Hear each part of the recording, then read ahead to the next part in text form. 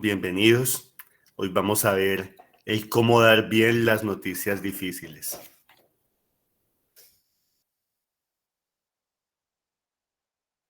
¿Qué es una noticia difícil? Toda aquella noticia que tenga un potencial para alterar la existencia del paciente o su perspectiva con respecto al futuro.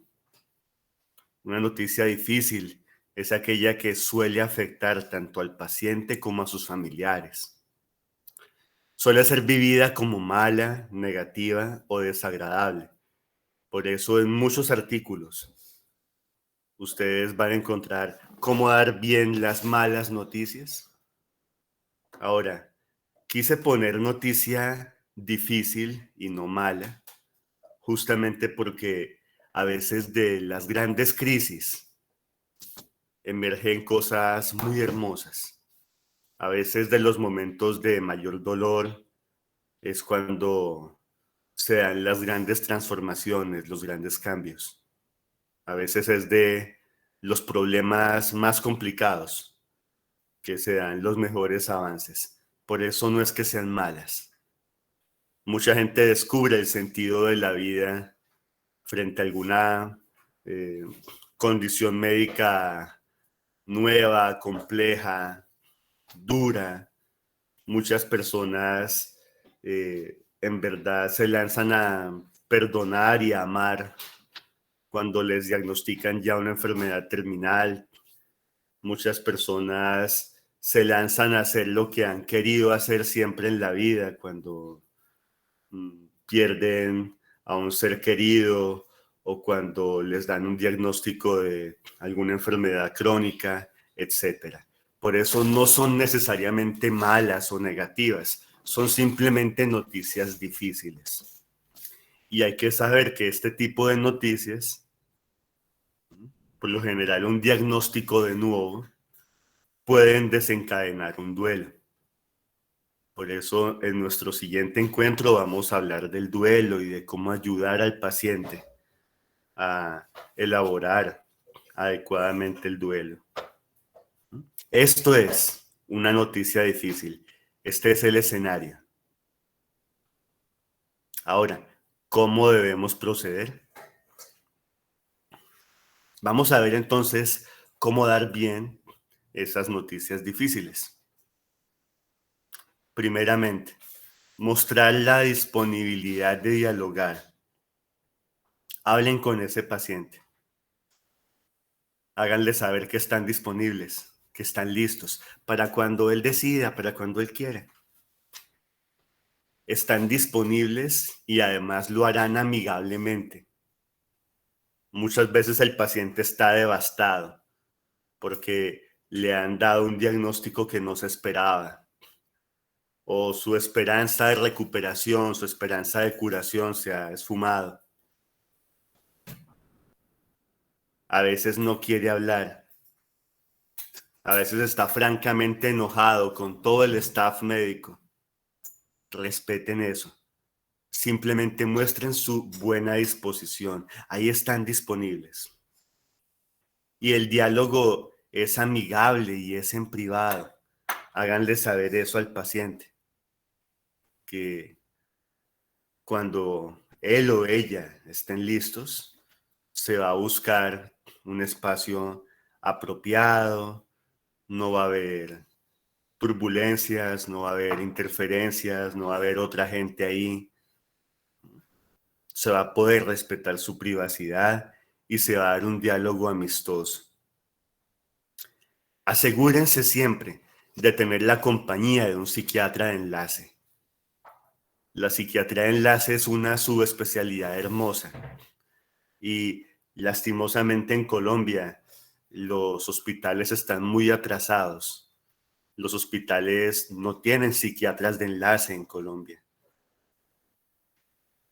No cualquier psiquiatra está suficientemente entrenado y formado para ser enlacista.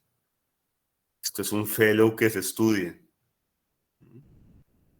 Esto requiere una preparación formal, universitaria. El psiquiatra de enlace es el psiquiatra de interconsulta, el psiquiatra hospitalario. Asegúrense de tener en su hospital, cuando sean directores científicos, cuando sean gerentes, cuando ustedes monten su clínica, un buen psiquiatra de enlace. Y cuando vayan a dar estas noticias difíciles, usen al psiquiatra de enlace, porque ese psiquiatra de enlace tiene la formación académica y la preparación para acompañarlos. Esto es un trago amargo. Por lo general, ningún médico quiere dar este tipo de noticias. Nadie quiere ser portador de noticias que van a desagradarle al paciente o a la familia. Si ustedes son los tratantes, igual no pueden eludir esa responsabilidad, no pueden delegarla. Es patético mandar a un estudiante o un interno, un residente. Usted es el tratante, usted da esa noticia difícil. Pero claro, todos somos humanos. Si usted tiene cualquier otra especialidad o es médico general, asegúrese de tener ese apoyo. Busque la compañía del psiquiatra de enlace.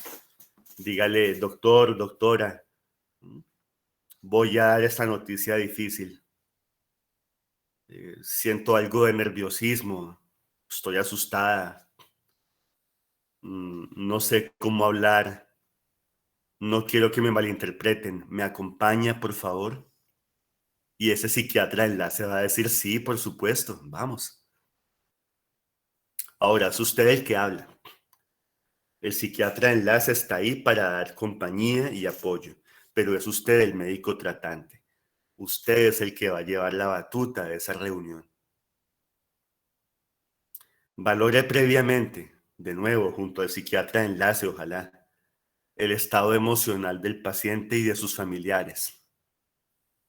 Si están en conmoción, si están luchando encarnizadamente, si usted ve que hay una pelea ahí en la sala de visitas o en la sala de espera, si usted nota que hay familiares divididos en bandos, los unos queriendo que se desconecte al paciente, los otros amenazándolos con que van a hacer una querella si lo hacen así, los que están buscando la herencia, los que están pendientes es de que se recupere. Eviten entrar en un estado tan caótico de las cosas. Valoren el estado emocional del paciente. Si está en shock, si está llorando desconsoladamente, no hace falta hablar. Lleguen, acompañen, apoyen. Puede haber un contacto corporal. Fíjense que en psiquiatría, por culpa de personas que no entendieron bien el psicoanálisis, se ha satanizado el contacto corporal, pero sí sirve. Usted puede tocar el hombro de su paciente, tomar la mano de su paciente, tocar el antebrazo de su paciente y simplemente susurrarle, aquí estoy. Cuando desees hablar, me comentas. Si te sientes muy mal, no hacemos la entrevista en este momento. Más adelante vuelvo a pasar por aquí y si ya te sientes mejor, ahí sí hablamos. Valoren el estado emocional de la familia. Como les digo, si hay eh, una pequeña guerra doméstica, si hay discusiones, si hay peleas, entonces traten de evitar ese tipo de líos y si es posible, dividan a la familia en subgrupos, dividan a la familia en, eh, digamos, las distintas facciones y hablen con cada facción, pero que no se arme la de Troya y que no participen ustedes ahí en esa dificultad, ¿vale?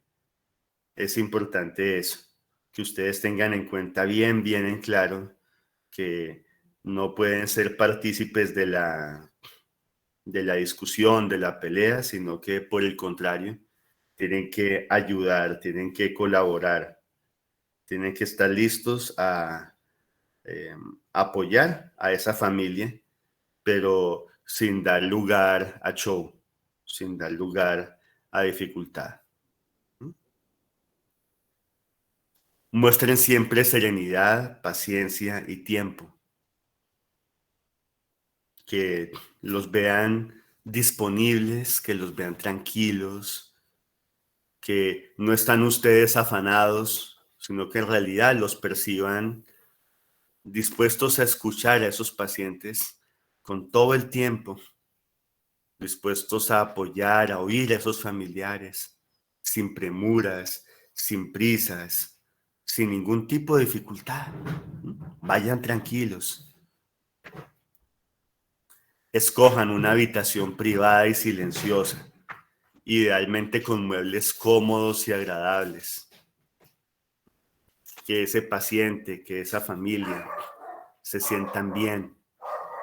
Hagan preguntas abiertas, no preguntas cerradas que tengan respuesta sí o no, sino preguntas abiertas, muchas veces indirectas y comprehensivas, es decir, globales, que no estén restringidas, que en realidad tengan en cuenta el estado emocional de ese paciente y de esa familia.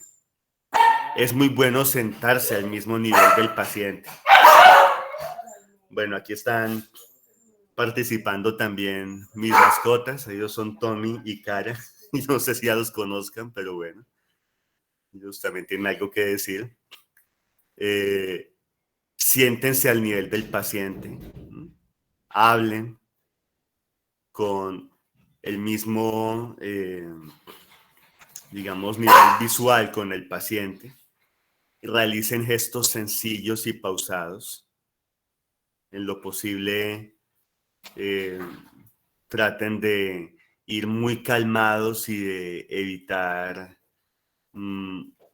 digamos, mover los brazos o mostrarse muy nerviosos o mostrar agitación en su tono de voz. Vayan serenos. Ya la situación es lo suficientemente difícil y compleja para ese paciente. No hagan ustedes más escándalo, no la complejicen más. El tono de voz tranquilizador tiene que ser más bien grave, pausado, un tono de voz bajo, que se escuche con claridad, por supuesto, pero bajo. No sirve hablar a los gritos o con demasiada vehemencia. Vayan con mucha tranquilidad y serenidad. Antes de hablar, preguntar. Es bueno preguntar. Pregúntenle al paciente qué tanto sabe sobre la enfermedad, qué tanto desea saber. Hay pacientes que desean saber mucho y pacientes que no desean saber sino lo básico.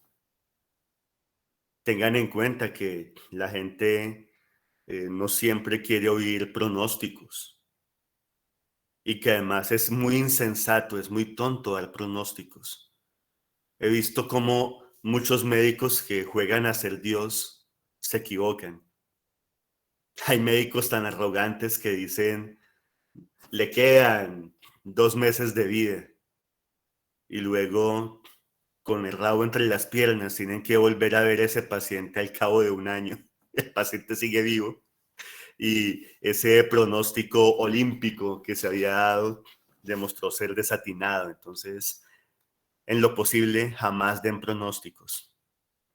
Y si el paciente se empecina, si el paciente se emperra en saber el pronóstico de la enfermedad, denle a entender que es variable, que el pronóstico depende de la idiosincrasia de cada bien, de su organismo, de cómo se afronte la enfermedad.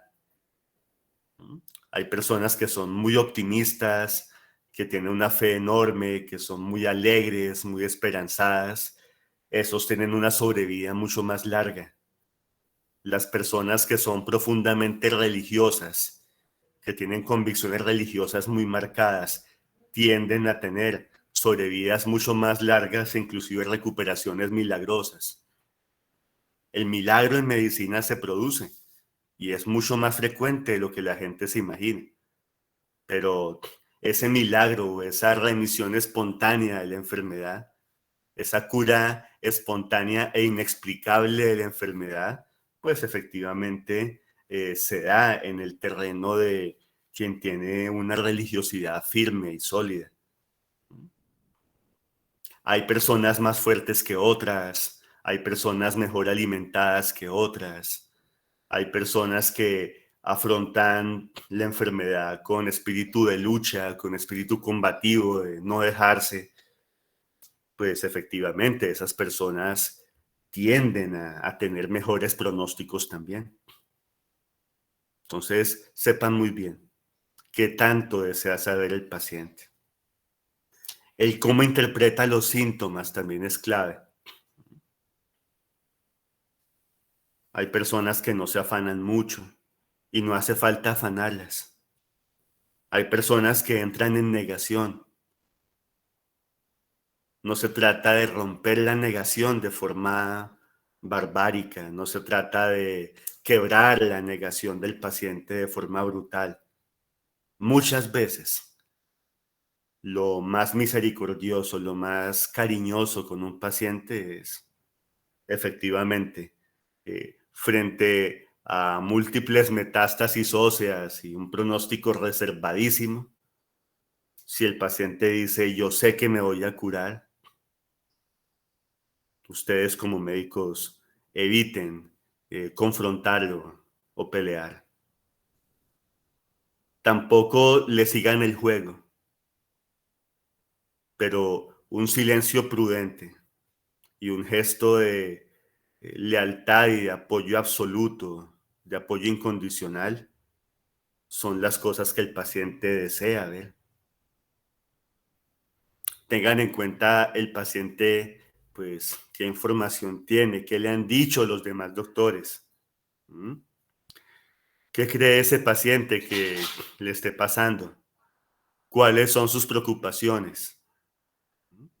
Indaguen bien. Y con base en lo que vayan indagando, pues van contestando. Eso es lo que se debe hacer en ese segundo encuentro. El primero, ya ustedes han mostrado su disponibilidad.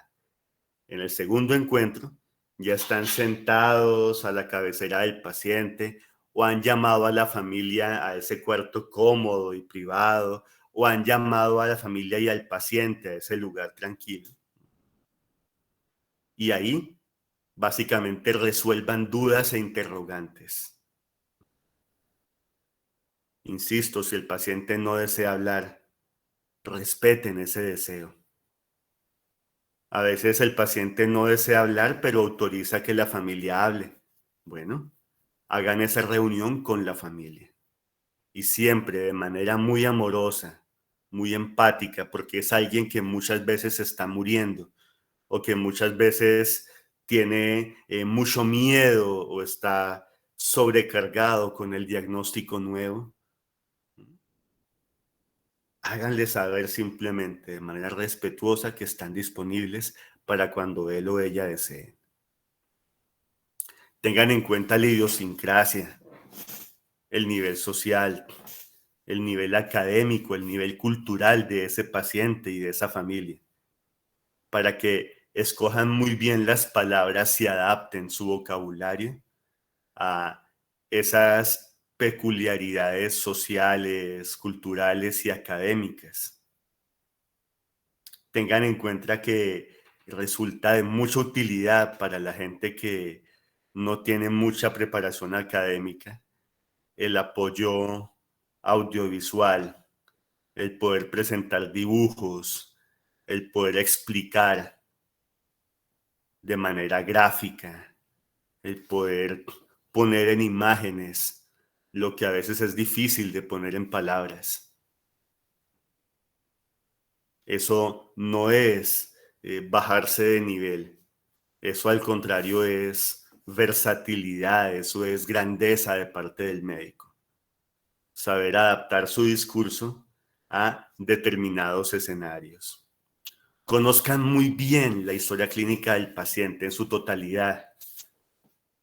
porque si ustedes no conocen bien la historia, pueden efectivamente dar información distorsionada. Conózcanla bien. ¿Mm? Asegúrense de tener acceso a esa historia clínica del paciente. Cuenten con una evaluación actual completa, ojalá interdisciplinaria, que esté muy pormenorizada, que sea fidedigna. Conozcan muy bien los pormenores y la gravedad de la dolencia. Solamente con un conocimiento claro y certero, ustedes van a poder tener elementos de juicio suficientes para dialogar con esa familia o con ese paciente y para responder todas las preguntas que ellos tengan. Desplieguen todas las estrategias, doctores, que afiancen la relación médico-paciente, las que vimos en un encuentro anterior. La amabilidad, el buen trato, la elegancia, que no se trata de tener ropas finas, sino una bata impecable, blanca, limpia, que estén ustedes bien peinados, que tengan un rostro agradable, que estén limpios, que sean efectivamente acordes.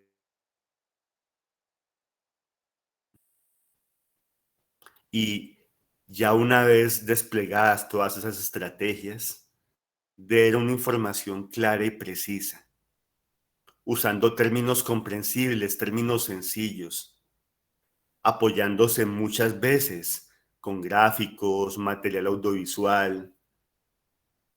Si el paciente puede ver literalmente en plastilina las cosas, si el paciente puede ver distintas fotografías o un afiche bien claro y que usted le dé la ubicación anatómica precisa, la angustia va a dar paso a mucha más tranquilidad. Brinden siempre esperanza. Les insisto, aun cuando ustedes vean a alguien de pronóstico muy reservado, brinden esperanza. Porque recuerden que los milagros existen y que todo puede pasar, que las cosas pueden mejorar. ¿Mm? Ahora, brinden esperanza sin mentir. ¿Mm? Si ustedes ven que el paciente enteramente está con muy pocas posibilidades, no caigan en una actitud, digamos, falaz, mentirosa, pero tampoco le digan que eso no va a ser de esa manera, que no se va a curar. Lo que les he dicho, silencio, apoyo y que el paciente sienta que ustedes están con él hasta las últimas, que ustedes van a dar la batalla con él.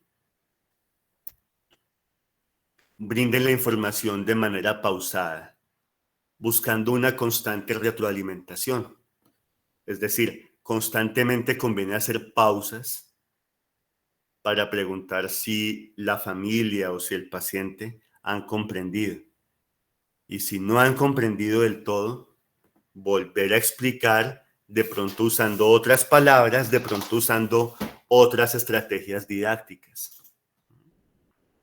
Resuelvan todas las dudas, todos los interrogantes. Esto es también importante. A veces las personas se acartonan mucho porque tienen miedo de dar esa noticia difícil. Entonces, conviene hacer un poco de oración, meditación, algo de yoga, alguna técnica de relajación. Antes de ir a dar esa noticia difícil, prepárense bien. Cosa que lleguen relajados, que sus gestos, sus miradas, su postura reflejen que ustedes están tranquilos y que sienten empatía y amor por el prójimo, que hay un acto misericordioso y al mismo tiempo muy profesional. Con la ayuda del psiquiatra de enlace, realicen ese diálogo terapéutico. Que ese encuentro sea también una especie de entrevista motivacional, que ese encuentro brinde esperanza, que ese encuentro relaje y tranquilice al paciente y a los familiares también. Y justamente ese diálogo terapéutico va sentando las bases para una ulterior psicoterapia de apoyo a cargo de ese psiquiatra de enlace. Conviene ir de lo superficial a lo profundo, con preguntas cada vez más comprensivas que amplíen cada vez más el panorama del paciente y la familia. Acuérdense que es fundamental la adherencia terapéutica, es decir, que el paciente cumpla con las recomendaciones que ustedes le den, que cumpla con el tratamiento. Entonces, sean muy pacientes y expliquen a cabalidad, ¿m? Potenciales efectos secundarios, potenciales ganancias, despejen dudas. La gente a veces tiene todo tipo de temores con respecto a los antibióticos, respecto a la quimioterapia. Yo he escuchado a muchas familias que le echan la culpa a la quimioterapia de lo malo que le sucede al paciente, cuando en realidad lo malo fue producto del cáncer. Entonces, hablen con paciencia, resuelvan todas las dudas. Eso va a hacer que más adelante se generen muchas menos resistencias, sino por el contrario, si ustedes hacen esto bien, las personas en vez de resistencia van a generar adherencia, adhesión, van a querer cumplir a cabalidad con el tratamiento. Pueden agendar 2 o 3 sesiones, no todo tiene que ser en una sola. Y en esas 2 o 3 sesiones aclaren todas las dudas y permítanle al paciente esa asimilación progresiva, esa asimilación gradual de la información, que vaya poco a poco ir incorporando. Resuelvan las ideas que el paciente tenga erróneas, aclaren. Muchas veces en redes sociales, en internet, en televisión, se leen todo tipo de tonterías con respecto a la salud, todo tipo de falsedades.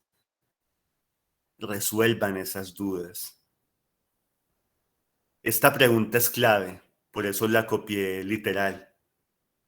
¿Quisiera usted saber todos los detalles de su enfermedad? Porque hay pacientes que sí, desean conocer a cabalidad todo, pero hay pacientes que no desean sino saber lo necesario. ¿Prefiere usted que conversemos de su enfermedad con alguno de sus familiares? Y muchos van a decir, sí, me gustaría hablar con la presencia de mis hijos, con la presencia de mi esposo. También habrá otros que digan, yo no deseo estar ahí presente, pero confío mucho en mi hijo mayor, confío mucho en mi sobrina.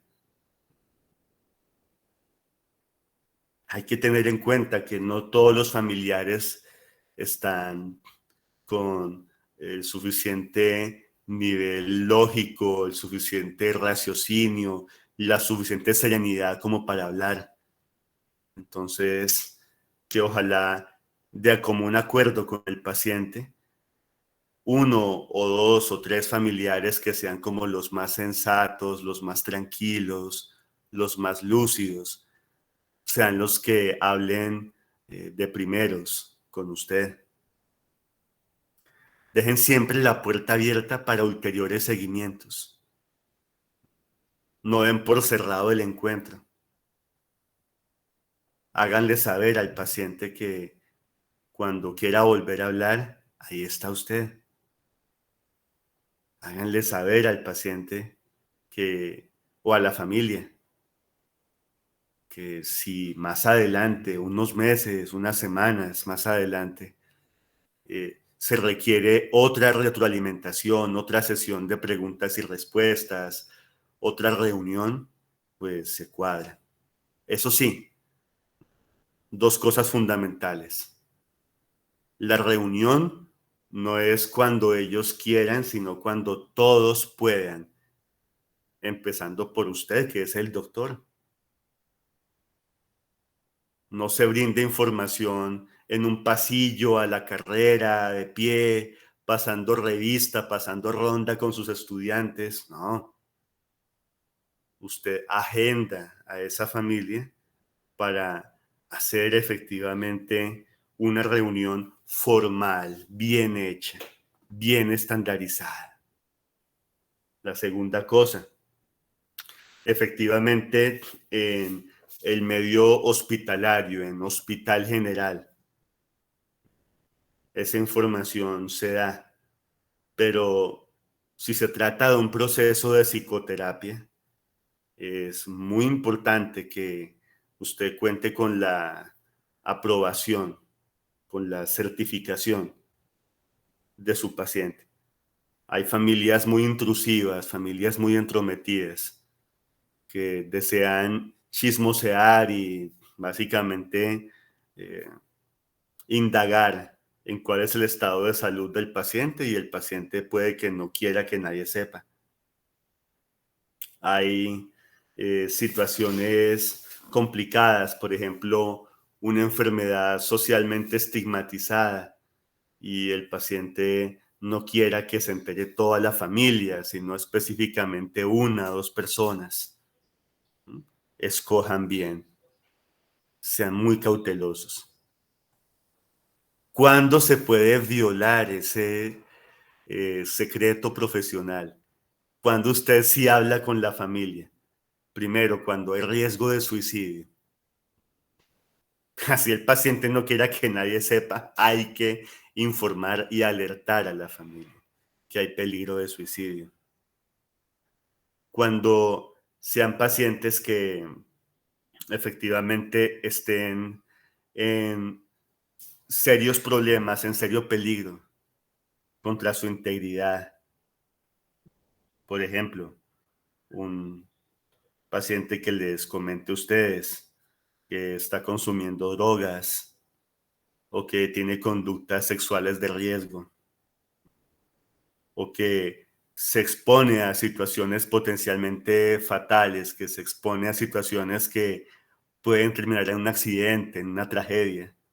Ahí ustedes pueden también revelarle a la familia la situación. Y un escenario bien especial cuando ustedes escuchen amenazas de homicidio. Prima la vida de la potencial víctima por encima de el secreto profesional. Si alguna vez una paciente, un paciente les dice, quiero acabar con la vida de esa persona, ustedes están obligados a darle aviso a esa persona y a las autoridades pertinentes. Decirle, "Mm, fulano de tal me comentó en determinado momento, este mismo día, en aquella fecha, que estaba muy enojado con usted o tiene una idea delirante con usted y que desea acabar con su vida. Por favor, cuídese bien. Ya avisó a la policía. eh, Vigile su seguridad. Después de dar la noticia difícil, porque esto es agotador, esto, si se hace con todo el profesionalismo y paso a paso, resulta bastante extenuante. Entonces, minimicen el estrés del paciente. El paciente joven que recibe la noticia, el baldado de agua fría. ¿No? Usted es hipertenso y tiene 22 años. Usted es diabético, es apenas un niño. Usted no puede tener hijos y es una mujer que ha estado intentando quedar embarazada en múltiples ocasiones. Entonces, son momentos difíciles. Hay que entender que ese paciente está conmocionado, ese paciente inclusive está en shock muchas veces. Minimicen su estrés. Enséñenle técnicas de respiración. Enséñenle técnicas de relajación. Ayúdenle a minimizar el estrés. Si hace falta el apoyo del psiquiatra de enlace, si hace falta el apoyo del psiquiatra psicoterapeuta, pidan la interconsulta, no teman. El cuento de que a la gente le da miedo la interconsulta con el psiquiatra es ya un cuento bastante pasado de moda. De pronto, hace unas 3 o 4 décadas, cuando había mucha ignorancia y cuando había casi un estado de semi-analfabetismo en eh, muchas regiones del mundo, la gente tenía muchos prejuicios con la psiquiatría, pero en la medida en que se va venciendo la ignorancia, en que hay cada vez más conocimiento, en que se tiene más claro la importancia de la salud mental y la psiquiatría, la gente está dispuesta a hablar con el psiquiatra. Yo he visto que muchas veces es pereza del médico o estupidez del médico, o son más bien los temores y los prejuicios del propio médico tratante los que hacen que no se pida interconsulta con psiquiatría. Los pacientes hoy en día, sobre todo cuando son profesionales y tienen un buen estatus educativo, cuando son personas educadas y cultas, agradecen, necesitan, solicitan la intervención del psiquiatra. Entonces no sirve esa excusa para la mediocridad. De hecho, cada vez más hay demandas a médicos que no interconsultan a tiempo a psiquiatría. El paciente pone la demanda o pone la querella porque no fue remitido oportunamente al psiquiatra. Hay que vencer la pereza y vencer los prejuicios empezando por uno. El propio médico tiene que saber que efectivamente si no le fue bien en su pregrado con la psiquiatría o que si tiene dudas con respecto a la psiquiatría o si hace parte de una secta o de algún movimiento antipsiquiátrico, eso no puede ir a contaminar y, digamos, entorpecer el servicio de calidad que se le debe ofrecer a un paciente.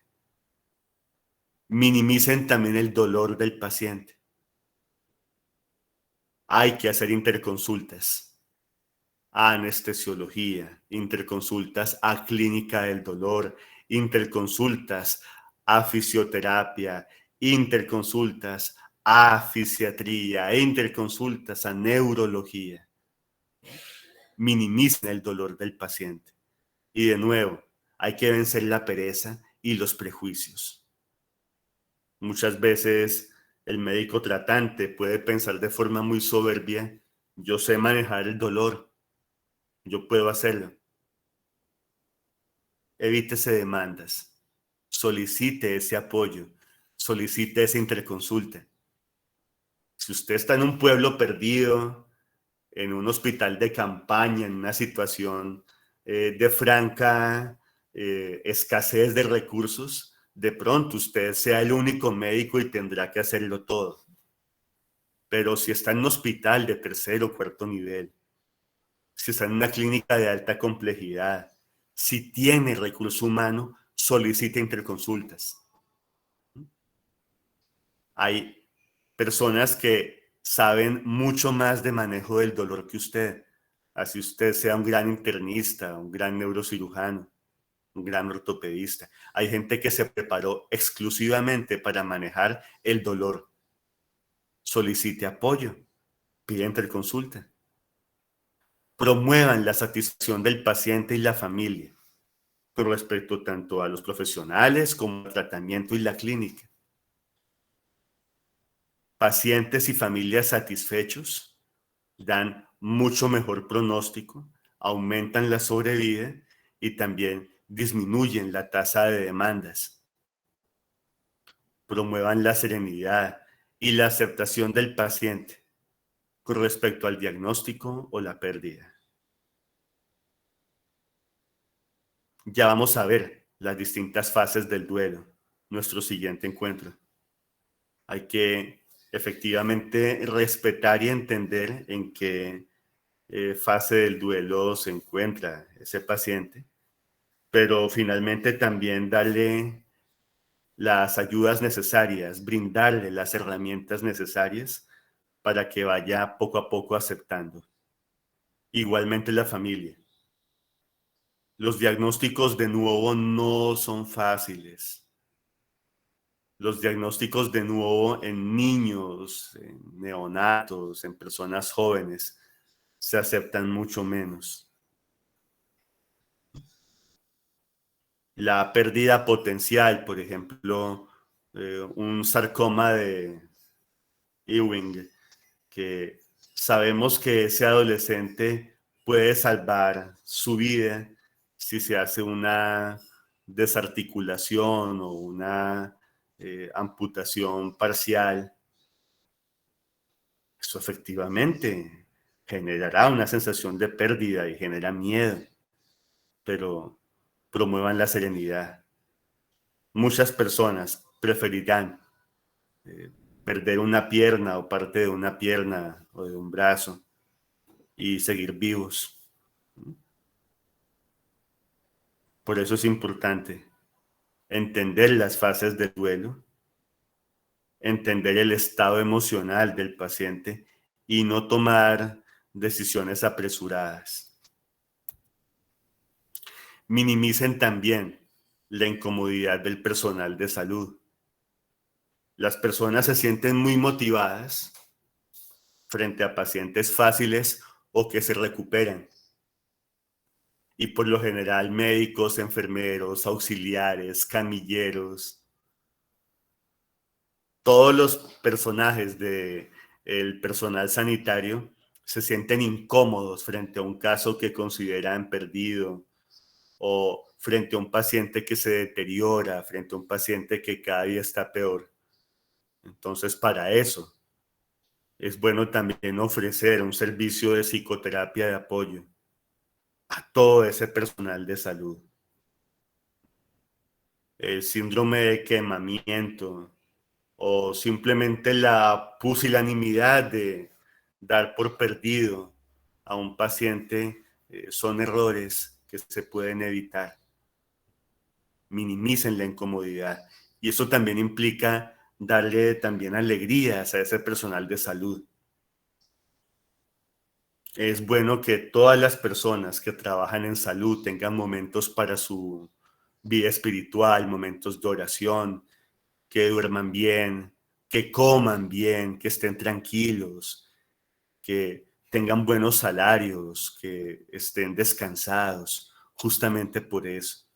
Porque entre más cómodos se encuentren, entre más confortable y bonita sea su vida, más paciencia y más entereza van a tener para atender a estos pacientes de pronóstico reservado. Alienten el inicio de la psicoterapia de apoyo. Sean ustedes un buen puente, una buena conexión entre el paciente y el psiquiatra de enlace. Asistan ustedes mismos a un grupo Balint. Esto se llama así por Mijael Balint, un gran psiquiatra y psicoterapeuta del siglo pasado. El doctor Balint encontró que el personal sanitario, el personal de salud, necesitaba también psicoterapia de grupo para no enfermarse, para no hacer quemamiento, para no cometer tantos errores. Entonces, asista a un grupo Balint. Si no lo tienen, solicite y exija ante la junta directiva, la dirección, la gerencia, que se ofrezca el grupo Balint en su clínica, en su consultorio, en su hospital. Y desplieguen, por favor, doctores, todas las estrategias de autocuidado que puedan. Recuerden los cuidados del cuidador. Se trata de tener buena calidad de vida. Médicos inteligentes, médicos ilustrados, médicos sabios, sí, por supuesto, pero también médicos sanos, médicos saludables, médicos que hacen ejercicio, médicos que se hidratan bien, agua, no gaseosas, no cancerígenos como Coca-Cola o Pepsi-Cola, cualquier bebida caramelizada. No me da miedo decirlo en público porque efectivamente ya se ha constatado que estas bebidas negras tienen agentes cancerígenos. Entonces, agua, tomen mucha agua. Cuidado con tanto café, a veces uno ve que los médicos abusan del café. Cuidado con los paqueticos, con las golosinas, con el mecato. Resulta triste ver médicos hipertensos, diabéticos, dislipidémicos, porque no cuidan su estilo de vida. La salud empieza por tener un organismo bien cuidado. Cuídenlo, por favor. Estos son los cuidados del cuidador. Sacar tiempo para compartir en pareja, para salir con sus respectivos novios o esposos, con su familia. Saquen tiempo para viajar. Saquen vacaciones a menudo. Los médicos deberían trabajar máximo 10 horas a la semana. Los médicos deberían tomar vacaciones no cada 2 o 3 años, sino básicamente cada 2 o 3 meses. Vacaciones largas. Y viajes cortos, paseos, cada fin de semana. Saquen tiempo para la lectura. Saquen tiempo para la formación académica. La literatura, la filosofía, la teología pueden ser de gran utilidad. Enriquezcan bien su alma. Eso también es tener cuidado con ustedes mismos. Eso hace parte de los cuidados del cuidador. El arte. Pinten, métanse un curso de caricatura, óleo sobre lienzo, escultura. Conéctense con el arte. Eso le hace mucho bien al espíritu y hace que la labor médica agote menos. La música, la danza, el baile, alegra, llena de vida. El ser humano sin arte es un simple simio. El ser humano sin música, el ser humano sin humanidades, corre mucho peligro de bestializarse. Si un médico hace caso omiso de la literatura, la filosofía, las manifestaciones artísticas, está mucho más cerca de ser un veterinario que de ser un médico propiamente dicho. El espíritu humano vuela alto y el médico tiene que saber volar alto también para conectarse bien con otras personas. Compartan, disfruten, sean felices. Estos son los cuidados del cuidador. Si ustedes van a cuidar, ¿por qué no se cuidan ustedes? Si el médico está cuidando, si el médico está siempre atento a que los pacientes vivan vidas plenas y felices, lástima. ¿Por qué es que muchos médicos no viven vidas plenas y felices? Salgan, disfruten, ríanse, gocen la vida, viajen, exploren el mundo, dense gusto, porque eso también es el poder asegurarse de un estado óptimo de salud mental y de salud física para poder atender a pacientes complicados y para poder dar muy bien estas noticias difíciles. Que estén muy bien, doctores. Dios los bendiga.